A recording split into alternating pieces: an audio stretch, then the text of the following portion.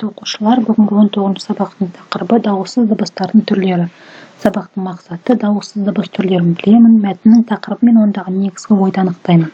Бірінші жаттығу. Кестеге қара. Дауыссыз дыбыстар. Жалпы астындағы сұрақтар бойынша дауыссыз дыбыстар неше түрге бөлінеді? Дауыссыз дыбыстар 3 түрге бөлінеді: үнді дауыссыздар, ұяң дауыссыздар, қатаң дауыссыздар. Үнді дауыссыздарды ата, олардың айтылуын байқа. Үнді дауыссыздар Л, М, Н, Ң, Р, И, У.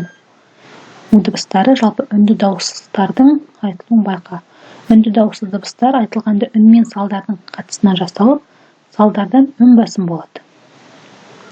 Ал ұяң дауыссыздар Б, В, Г, Х, Д, Ж, З. Бұларда да салдар мен үннің қатысынан жасалады, бұл дауыссыз дыбыстар. Ұяң дауыссыз дыбыстар, бірақ та үнге қарағанда салдар басымырақ болады. Ал қатаң дауыссыз дыбыстар К, Қ, П, С, Т, Ф, Х, Х, Ц, Ч, Ш, Щ. Қатаң дауыссыз дыбыстарды үнді мен ұяң сияқты үн мен салдардан жасалмайды, тек қана таза салдардан жасалады. Келесі екінші жаттығуға назар аударайық. Екінші жаттығу. Мәнерлеп оқы, өлең не туралы? Ең алдымен сөз етем. Бірінші ата өз әкем, екіншісі атамыз, үшіншісі арғы ата, төртіншісі бабамыз, бесіншісі түп ата, қалайтыныш жатамыз, маған да ата бер бата, алтыншысы тек ата, жетіншісі ұлы ата. Жеті атаңды үлкендерден сұрап біліп ал. Құрметті оқушылар, үйдің үлкендерінен жеті атамызды сұрап біліп аламыз. Себебі өзіміздің тегімізді білу ол аса маңызды. Қарамен жазылған сөздерді жатқа жаз, дауыссыз дыбыс түрлеріне ажырат. Қарамен жазылған сөздер әкем, атамыз, арғы ата, бабамыз, түп ата, тек ата, ұлы ата. Әкем деген сөзге назар аударайық. Бұндағы дауыссыз дыбыстар К, М, К қатаң, М үнді дауыссыз дыбыс. Атамыз дегенде Т қатаң, М үнді, З ұяң дауыссыз дыбыс.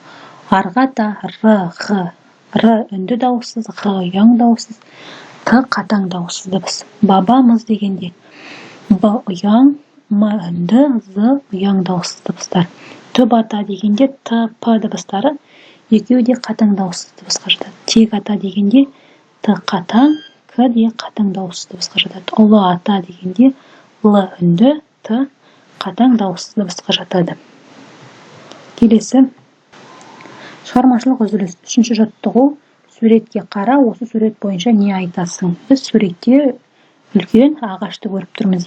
Ағаштың діңінде атам, әжем, әкем, анам. Ал бұтақтарында ағам, әпкем, мен, інім деп бейнеленген екен. Осы суретке сүйеніп, үйде өз отбасымыздың шежіре ағашын жасаймыз. Келесі төртінші жаттығу. Жаңылтпашты жатқа айтып көркем жаз. Мына балалар неменелерің еді? Немерелерің бе, шөберелерің бе, неменелерің бе? Немере, шөбере сөздеріне дыбыстық талдау жаса. Бірінші немере сөзі Н дауыссыз үнді дыбысы, Е дауыссыз жіңішке, М дауыссыз үнді, Е дауысты жіңішке, Р дауыссыз үнді дауыссыз дыбысына жатады. Шөбере Ш дауыссыз қатаң, Ö дауысты жіңішке, Б дауыссыз ұяң, Е дауысты жіңішке, Р дауыссыз үнді, Е дауысты және соның ішінде жіңішке дыбысқа жатады. Келесі тапсырмаға. Бұл бізде соңғы тапсырма.